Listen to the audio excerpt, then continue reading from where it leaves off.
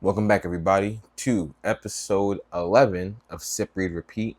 And boy, oh boy, has this thing been getting spicy. Last we left off, Noel Hawthorne had just dropped the bombshell. Amy is pregnant. And she pressed Nick in front of hundreds of people, if not thousands. So it's getting interesting. My drink of choice today, just some water.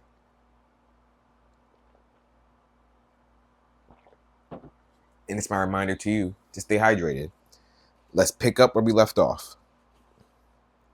Amy Elliott Dunn, February 15th, 2012. Diary entry. What a strange time this is. I have to think that way. Try to examine it from a distance. Ha ha. What an odd period this will be to look back on. Won't I be amused when I'm 80, dressed in faded lavender, a wise, amused figure swilling martinis, and won't this make a story? A strange, awful story of something I survived. Because something is horribly wrong with my husband. Of that, I am sure now. Yes, he's mourning his mother, but this is something more. It feels directed at me. Not a sadness, but I can feel him watching me sometimes. And I look up and see his face twisted in disgust, like he's walked in on me doing something awful, instead of just eating cereal in the morning or combing my hair at night. He's so angry, so unstable. I've been wondering if his moods are linked to something physical, one of those weed allergies that turn people mad, or a colony of mold spores that has clogged his brain. I came downstairs the other night and found him at the dining room table, his head in his hands, looking at a pile of credit card bills. I watched my husband, all alone, under the spotlight of a chandelier. I wanted to go to him, to sit down with him and figure it out like partners, but I didn't.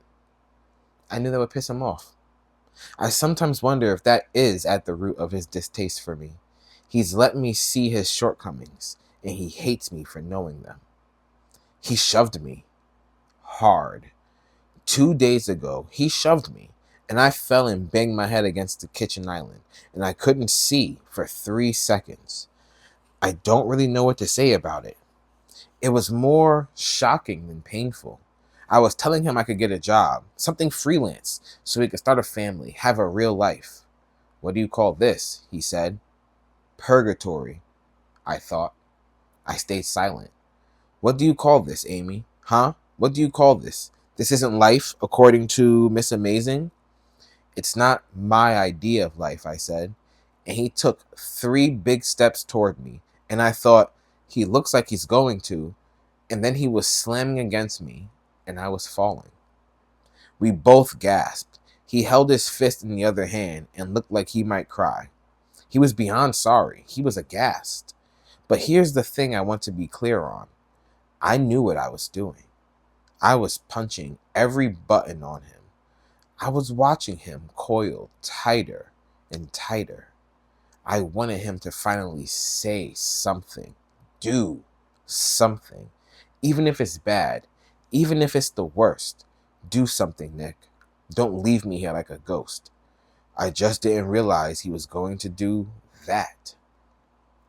I've never considered what I would do if my husband attacked me, because I haven't exactly run in the wife beating crowd. I know, Lifetime movie, I know, violence crosses all socio-economic barriers, but still, Nick, I sound glib. It just seems so incredibly ludicrous. I am a battered wife, Amazing Amy, and the domestic abuser. He did apologize profusely. Does anyone do anything profusely except apologize? Sweat, I guess. He's agreed to consider counseling, which was something I never thought could happen, which is good. He's such a good man at his core that I am willing to write it off, to believe it truly was a sick anomaly brought on by the strain we're both under. I forget sometimes that as much stress as I feel, Nick feels it too. He bears the burden of having brought me here. He feels the strain of wanting mopey me to be content, and for a man like Nick, who believes strongly in an up by the bootstraps sort of happiness, that can be infuriating. So the hard shove, so quick then done, it didn't scare me in itself. What scared me was the look on his face as I lay on the floor blinking, my head ringing. It was the look on his face as he restrained himself from taking another jab. How much he wanted to shove me again, how hard it was not to, how he's been looking at me since, guilt and disgust at the guilt. Absolute disgust. Here's the darkest part. I drove out to the mall yesterday, where about half the town buys drugs, and it's as easy as picking up a prescription. I know because Noelle told me. Her husband goes there to purchase the occasional joint. I didn't want a joint, though. I wanted a gun, just in case things with Nick go really wrong. I didn't realize it was almost there that it was Valentine's Day.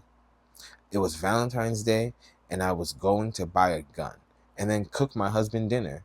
And I thought to myself, Nick's dad was right about you. You are a dumb bitch, because if you think your husband is going to hurt you, you leave. And yet, you can't leave your husband who's mourning his dead mother. You can't. You'd have to be a biblically awful woman to do that, unless something were truly wrong. You'd have to believe your husband was going to hurt you. But I don't think Nick would hurt me. I just would feel safer with a gun.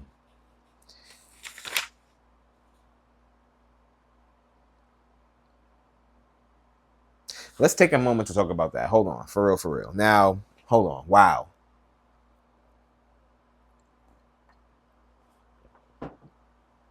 First of all, best chapter in this whole story so far. Best chapter. That answered why she wanted to go get a gun. And now we know that Nick is most certainly capable of abuse. Ooh, not looking good for him. Wow. Okay. Nick Dunn, 6 days gone. Go pushed me into the car and peeled away from the park. We flew past Noelle, who was walking with Boney and Gilpin toward their cruiser, her carefully dressed triplets bumping along behind her like kite ribbons. We screeched past the mob, hundreds of faces, a fleshy pointillism of anger aimed right at me. We ran away, basically. Technically. Wow, ambush, Go muttered. Ambush, I repeated, brain stunned. You think that was an accident, Nick? Triplet cunt already made her statement to the police. Nothing about the pregnancy. Or the doling out bombshells at a time like this. Or a little at a time. Boney and Gilpin had already heard my wife was pregnant and decided to make it a strategy. They clearly believed I killed her. Noelle will be on every cable broadcast for the next week, talking about how you're a murderer, and she's Amy's best friend out for justice. Publicity whore. Publicity fucking whore. I pressed my face against the window, slumped in my chair. Several news vans followed us. We drove silently, Go's breath slowing down. I watched the river, a tree branch bobbing its way south. Nick, she finally said, do you? I don't know, Go. Amy didn't say anything to me. If she was pregnant, why would she tell Noelle and not tell me? Why would she try and get a gun and not tell you? Go said. None of this makes sense. We retreated to Go's. The camera crews would be swarming my house, and as soon as I walked in the door, my cell phone rang. The real one. It was the Elliots. I sucked in some air, ducked into my old bedroom, then answered. I need to ask you this, Nick. It was Rand, the TV burbling in the background. I need you to tell me, did you know Amy was pregnant? I paused, trying to find the right way to phrase it, the unlikelihood of a pregnancy. Answer me, goddammit. Rand's volume made me go quieter. I spoke in a soft, soothing voice, a voice wearing a cardigan. Amy and I were not trying to get pregnant. She didn't want to be pregnant, Rand. I don't know if she ever was going to be. We weren't even having relations that often. I'd be very surprised if she was pregnant. Noelle said Amy visited the doctor to confirm the pregnancy. The police already submitted a subpoena for the records. We'll know tonight.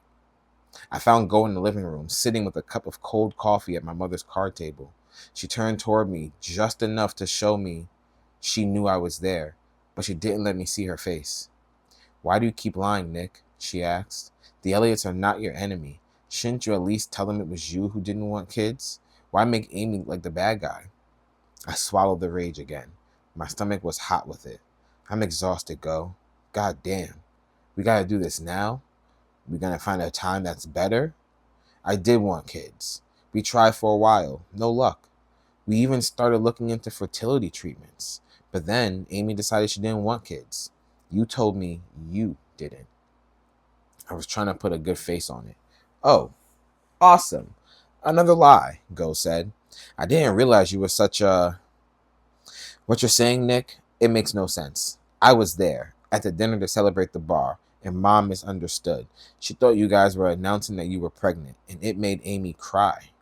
Well, I can't explain everything Amy ever did, Go. I don't know why a fucking year ago she cried like that, okay? Go sat quietly, the orange of the streetlight creating a rock star halo around her profile. This is going to be a real test for you, Nick, she murmured, not looking at me. You've always had trouble with the truth. You always do a little fib if you think it will avoid a real argument. You've always gone the easy way.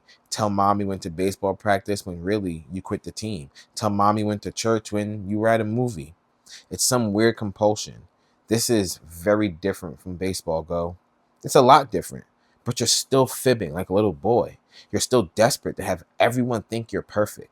You never want to be the bad guy. So you tell Amy's parents she didn't want kids? You don't tell me you're cheating on your wife? You swear the credit cards in your name aren't yours? You swear you were hanging out at a beach when you hate the beach? You swear your marriage was happy? I just don't know what to believe right now. You're kidding, right? Since Amy has disappeared, all you've done is lie. It makes me worry about what's going on. Complete silence for a moment. Go, are you saying what I think you're saying? Because if you are, something has fucking died between us. Remember that game you always played with Mom when we were little? Would you still love me if? Would you still love me if I smacked Go? Would you still love me if I robbed a bank? Would you still love me if I killed someone? I said nothing. My breath was coming too fast. I would still love you, Go said. Go, do you really need me to say it? She stayed silent. I did not kill Amy. She stayed silent. Do you believe me? I asked. I love you. She put her hand on my shoulder and went to her bedroom, shut the door. I waited to see the light go on in the room, but it stayed dark. 2 seconds later, my cell phone rang. This time it was a disposable that I needed to get rid of and couldn't because I always had to pick up for Andy. Once a day, Nick. We need to talk once a day. I realized I was grinding my teeth. I took a breath. Far out of the edge of town were the remains of an old West fort that was now yet another park that no one ever went to. All that was left was the 2-story wooden watchtower, surrounded by rusted swing sets and teeter-totters. Andy and I had met there once, groping each other inside the shade of the watchtower. I did 3 long loops around town in my mom's old car to be sure I was not tracked. It was madness to go. It wasn't yet 10 o'clock, but I had no say in our rendezvous anymore. I need to see you, Nick, tonight, right now, or I swear to you, I will lose it. As I pulled up to the fort, I was hit by the remoteness of it and what it meant. Andy was still willing to meet me in a lonely, unlit place. Me, the pregnant wife killer. As I walked toward the tower through the thick, scratchy grass, I could just see her outline in the tiny window of the wooden watchtower. She is going to undo you, Nick. I quick-stepped the rest of the way. An hour later, I was huddled in my paparazzi-infested house, waiting.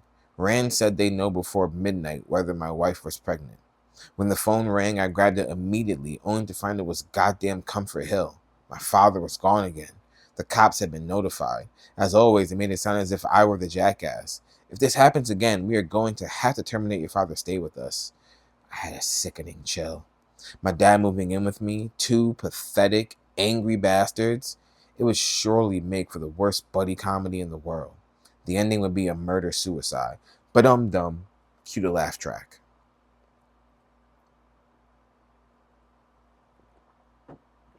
I was getting off the phone, peering out the back window at the river. Stay calm, Nick. When I saw a huddled figure down by the boathouse. I thought it must be a stray reporter, But then I recognized something in those bald fists and tight shoulders.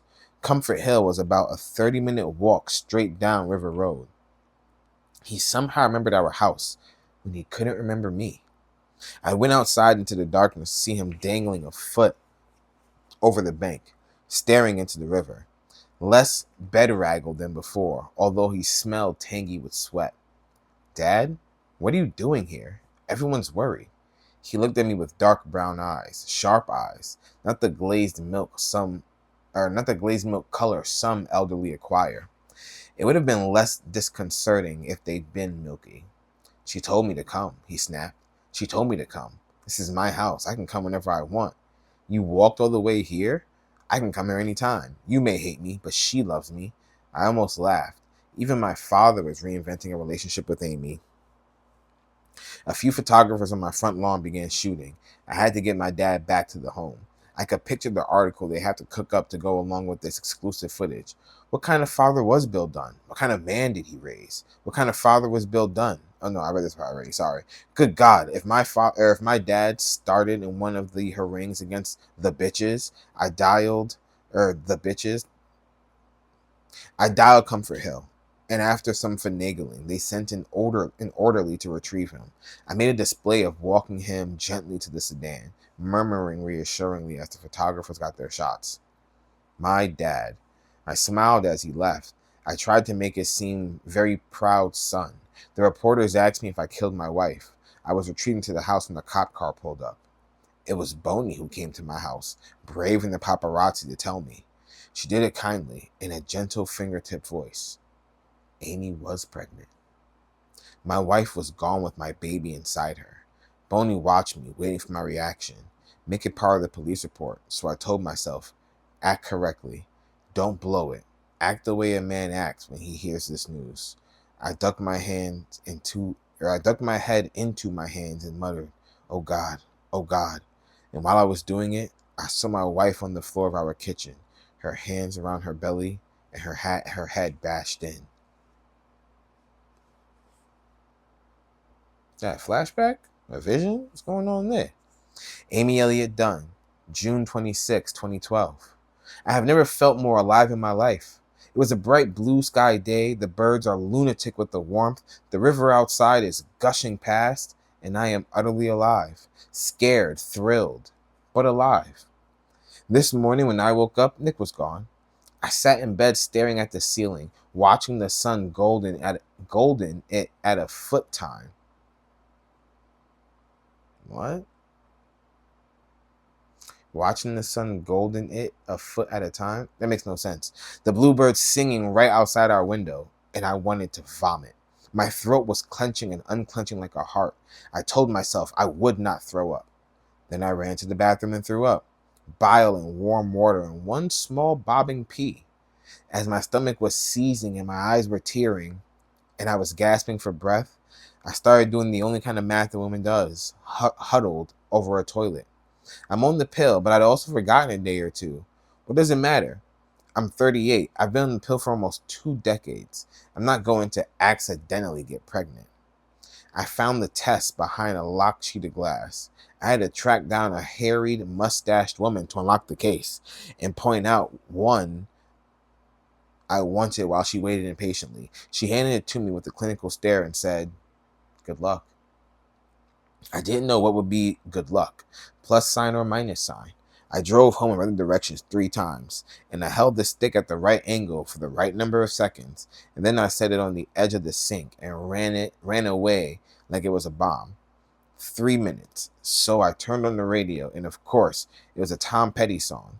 Is there ever a time you turn on the radio and don't hear a Tom Petty song? I'm going to say probably, because I don't know who that is. So I sang every word to American Girl. And then I crept back into the bathroom like the test was something I had to sneak up on, my heart beating more frantically than it should. And I was pregnant.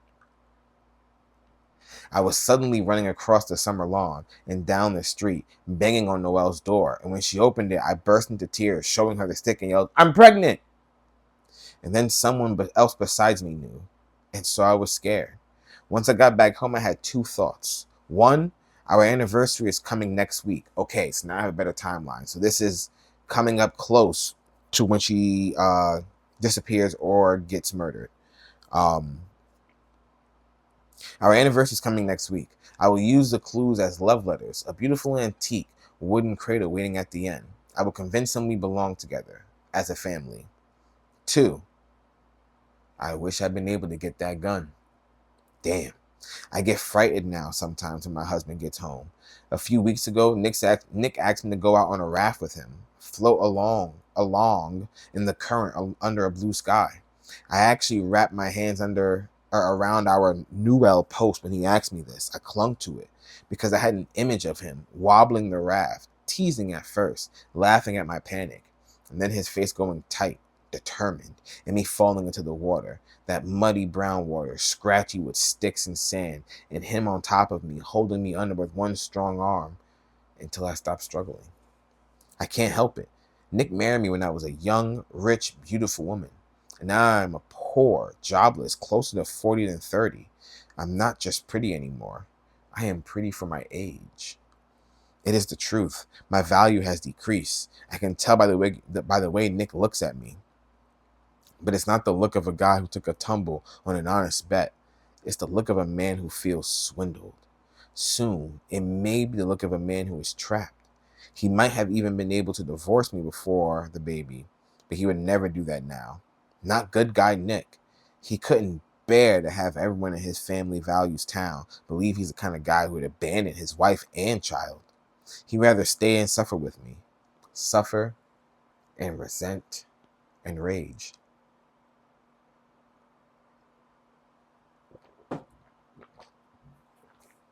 I won't have an abortion. The baby is 6 weeks in my belly today, the size of a lentil, and is growing eyes and lungs and ears. A few hours ago, I went into the kitchen and found a snap-top container of dried beans Maureen had given me for Nick's favorite soup, and I pulled out a lentil and laid it out on the counter. It was smaller than my pinky nail, tiny. I couldn't bear to leave it on the cold countertop, so I picked it up and held it in my palm and petted it with the tip of a finger. Now it's in the pocket of my t-shirt, so I can keep it close. I won't get an abortion, and I won't divorce Nick. Not yet, because I can still remember how he dived into the ocean on a summer day and stand on his hands, legs flailing out of the water, and leap back up at the best seashell just for me. And I let my eyes get dazzled by the sun, and I shut them and see the colors blinking like raindrops on the inside of my eyelids, as Nick kissed me with salty lips, and I think, I am so lucky. This is my husband. This man will be the father of my children. We'll all be so happy. But I may be wrong. I may be very wrong. Because sometimes, the way he looks at me, that sweet boy from the beach, man of my dreams, father of my child, I catch him looking at me with those watchful eyes, the eyes of an insect, pure calculation. And I think, this man might kill me. So if you find this and I'm dead, well, sorry. That's not funny. I don't know. She might be onto something.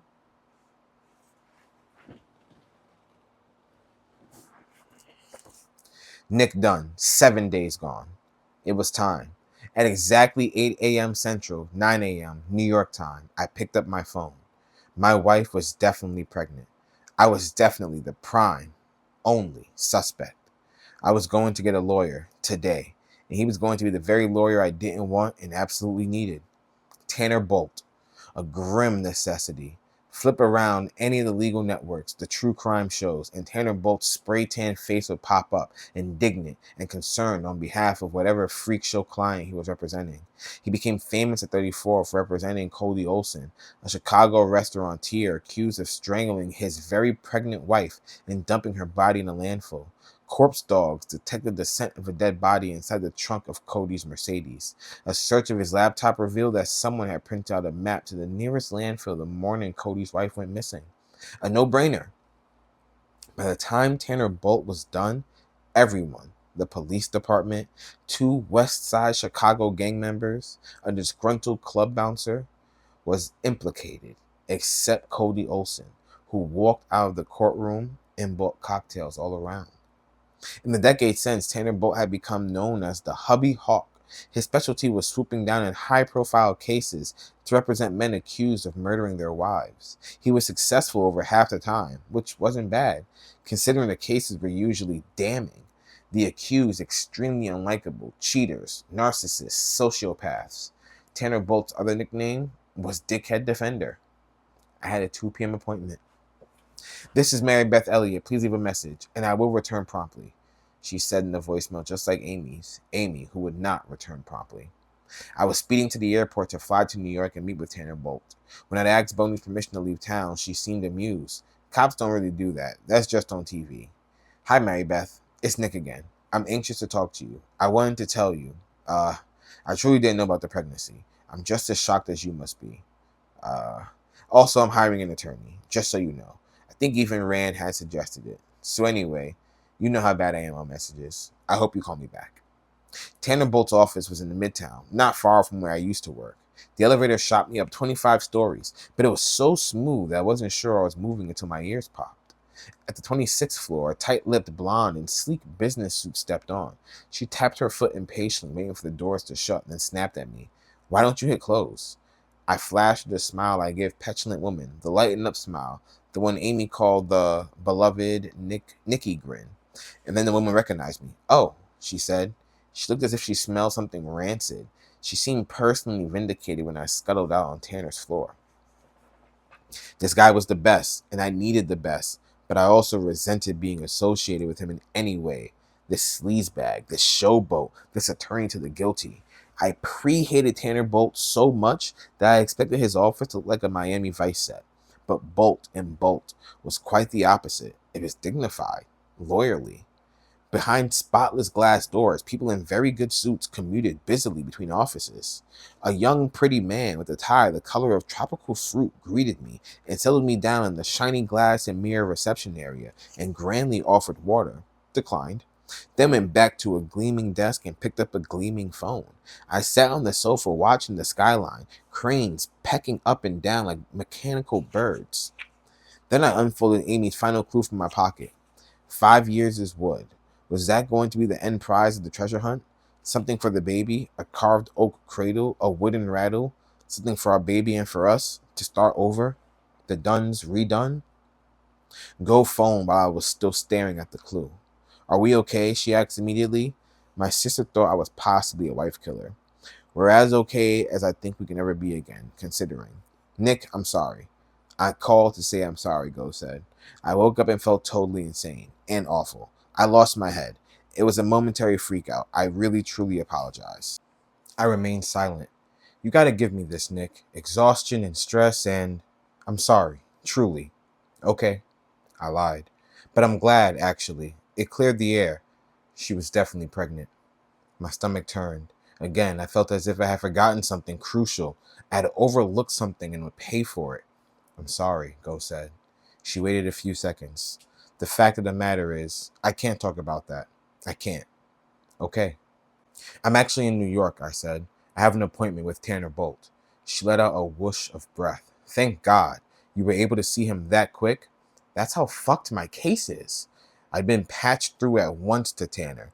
I was on hold all of 3 seconds after stating my name. And when I told him about my living room interrogation, about the pregnancy, he ordered me to hop the next flight. "I'm kind of freaking out," I added. "You're doing the smart thing. Seriously." Another pause. "His name really can't be Tanner Bolt, can it?" I said, trying to make light. "I heard it's an anagram for Ratner Tolb." "Really?" "No." I laughed. An inappropriate feeling, but good. Then, from the far side of the room, the anagram was walking toward me. Black pinstripe suit and lime green tie. Shaky grin.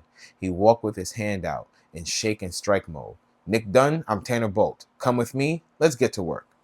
Tanner Bolt's office seemed designed to resemble the clubroom of an exclusive all-men's golf course. Comfortable leather chairs, shelves thick with legal books, a gas fireplace with flames flickering in the air conditioning. Sit down, have a cigar, complain about the wife, tell some questionable jokes. Just us guys here. Bolt deliberately chose not to sit behind his desk.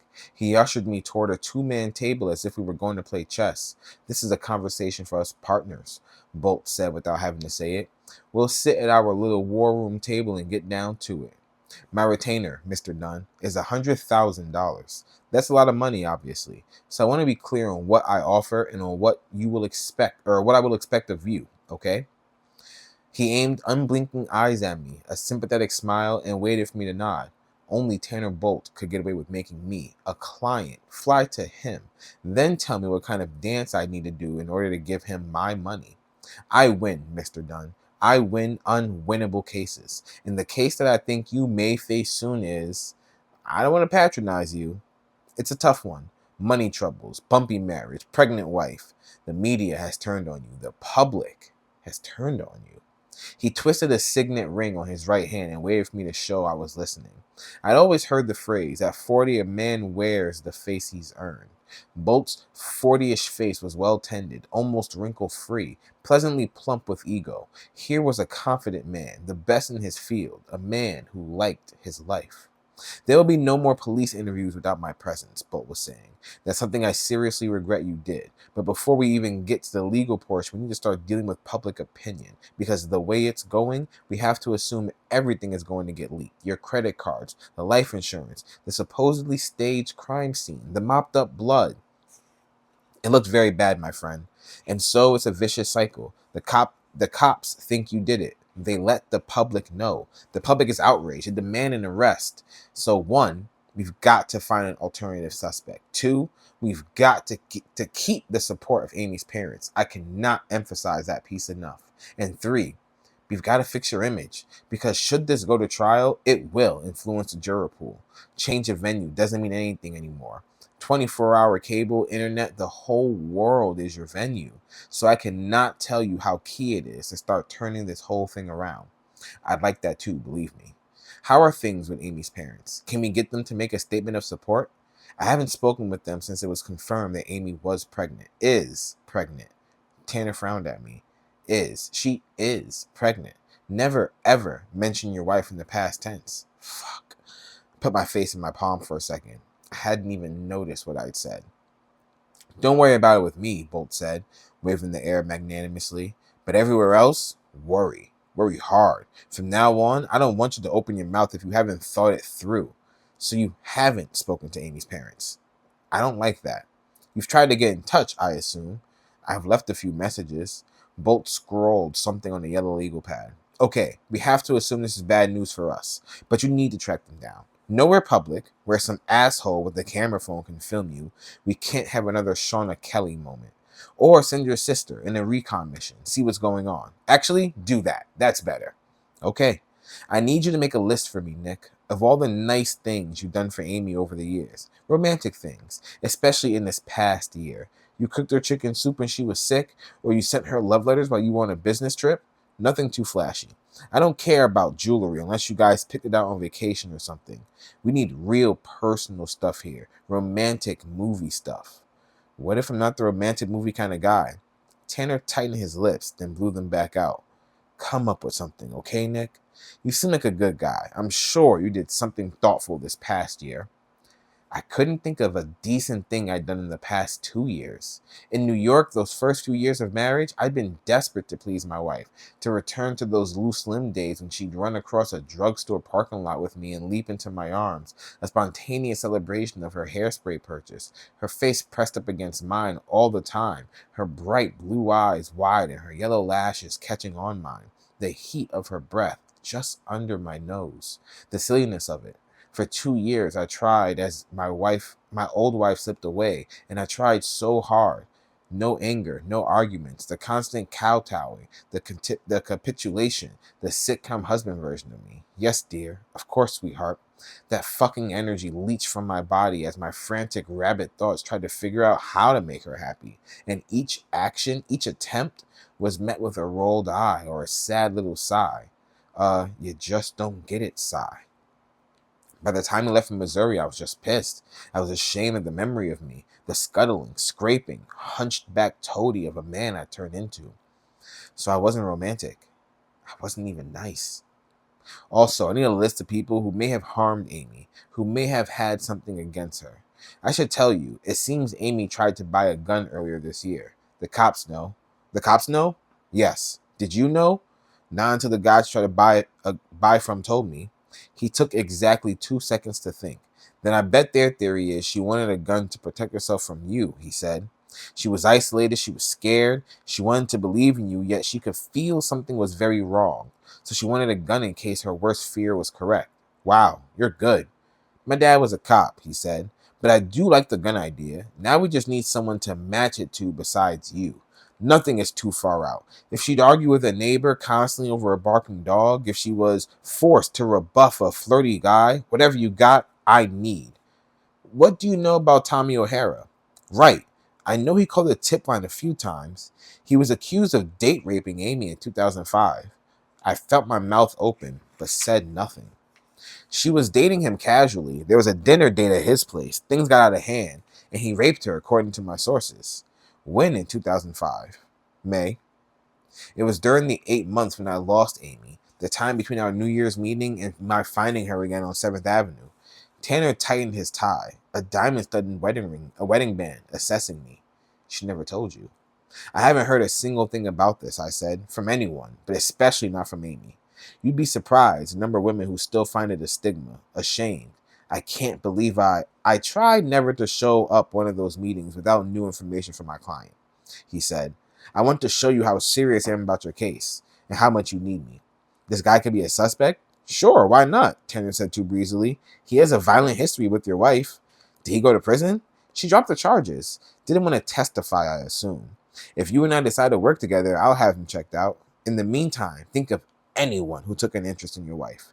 Better if it's someone here in Carthage, though. More believable. Now, Tanner crossed a leg, exposed his bottom row of teeth, uncomfortably bunched and stained in comparison with this perfect picket fence top row. He held his crooked teeth against his upper lip for a moment. Now comes the hard part, Nick, he said. I need total honesty from you. It won't work any other way. So tell me everything about your marriage. Tell me the worst. Because if I know the worst, then I can plan for it. But if I'm surprised, we're fucked. And if we're fucked, you're fucked. Because I get to fly away in my G4. I took a breath, looked him in the eyes. I cheated on Amy. I've been cheating on Amy. Okay. With multiple women or just one? No, not multiple. I've never cheated before. So with one woman, Bolt asked and looked away, his eyes resting on the water cooler of a sailboat as he twirled his wedding band. I could picture him phoning his wife later saying, just once. I want a guy who's not an asshole. Yes, just one girl. She's very, don't say girl. Don't ever say girl, Bolt said. Woman. One woman who is very special to you. Is that what you were going to say? Of course it was. You do know, Nick, special is actually worse than okay. How long? A little over a year. Have you spoken to her since Amy went missing? Yes, on a disposable cell phone, and in person once, twice, but in person? No one has seen us, I can swear to that. Just my sister. He took a breath, looked at the sailboat again. And what's her name? Andy. What is her attitude about all this? She's been great until the pregnancy announcement. Now I think she's a little on edge. Very on edge. Very needy is the wrong word. Say what you need to say, Nick. If she's needy, then she's needy. Clingy. Needs lots of reassurance. She's a really sweet girl, but she's young. And it's been hard, obviously. Tanner Bolt went to his minibar and pulled out a Clamato. The entire fridge was filled with Clamato. He opened the bottle and drank it in 3 swallows, then dabbed his lips with a cloth napkin. You will need to cut off completely and forever all contact with Andy, he said. I began to speak, and he aimed the palm at me immediately. I can't cut it off with her just like that out of nowhere. This isn't something to debate. Nick, I mean, come on, buddy. I really gotta say this. You cannot date around while your pregnant wife is missing. You will go to fucking prison. Now, the issue is to do it without her turning against us, without leaving her with a vendetta, an urge to go to the public.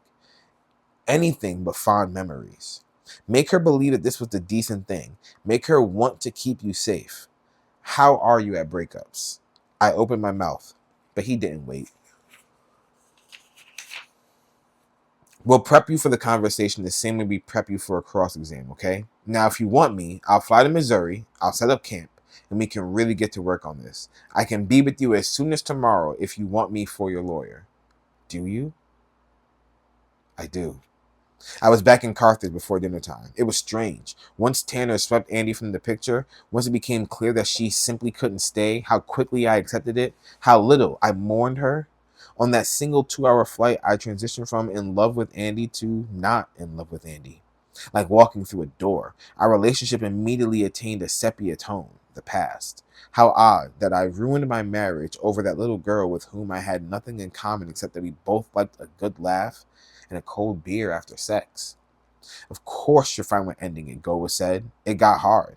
But there was a better reason. Amy was blooming large in my mind. She was gone, and yet she was more present than anyone else.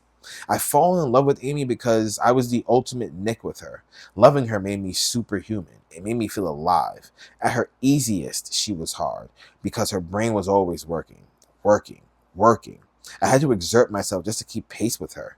I spent an hour crafting a casual email to her. I became a student of Arcana so I could keep her interested.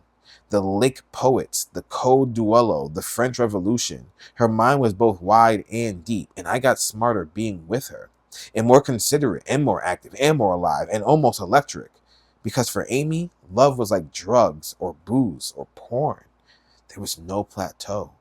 Each exposure needed to be more intense than the last to achieve the same result. Amy made me believe I was exceptional, that I was up to her level of play. That was both our making and undoing, because I couldn't handle the demands of greatness. I began craving ease and averageness, and I hated myself for it. And ultimately, I realized I punished her for it. I turned her into the brittle, prickly thing she became. I pretended to be one kind of man and revealed myself to be quite another. Worse, I convinced myself our tragedy was entirely her making. I spent years working myself into the very thing I swore she was, a righteous ball of hate. On the flight home, I looked at Clue 4 for so long, I memorized it. I wanted to torture myself. No wonder her notes were so different this time. My wife was pregnant. She wanted to start over, return us to our dazzling, happy aliveness. I could picture her running around town to hide those sweet notes, eager as a schoolgirl for me to get to the end. The announcement that she was pregnant with my child. Would. It had to be an old-fashioned cradle. I knew my wife. It had to be an antique cradle, although the clue wasn't quite in an expectant mother tone. Picture me. I'm a girl who is very bad. I need to be punished. And by punished, I mean had. It's where you store goodies for anniversary 5. Pardon me if this is getting contrived. A good time was had here right at sunny midday. Then out for a cocktail, also terribly gay. So run there right now, full of sweet sighs, and open the door for your big surprise. I was almost home when I figured it out. Store goodies for anniversary 5. Goodies would be something made of wood. To punish it, to take someone to the woodshed. It was the woodshed behind my sister's house.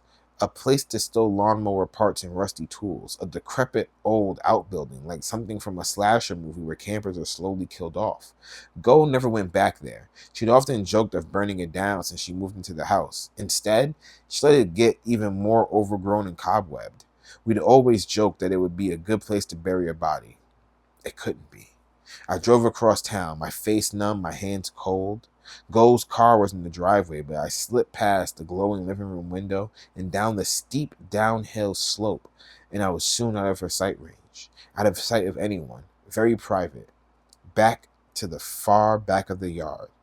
On the edge of the tree line, there was the shed. I opened the door. No. We're gonna stop there because the next page I just opened up to says part 2, boy meets girl. And that seems like the perfect place to stop, y'all. I'm not gonna lie, guys. It really seems like he killed her. Right? So part 1 was called Boy Loses Girl, and part 2 is Boy Meets Girl. So this is going to be very interesting. It sounds like her body's back there. So I'm going to stay in suspense. I'm going to keep you in suspense. Until next time, y'all. Peace.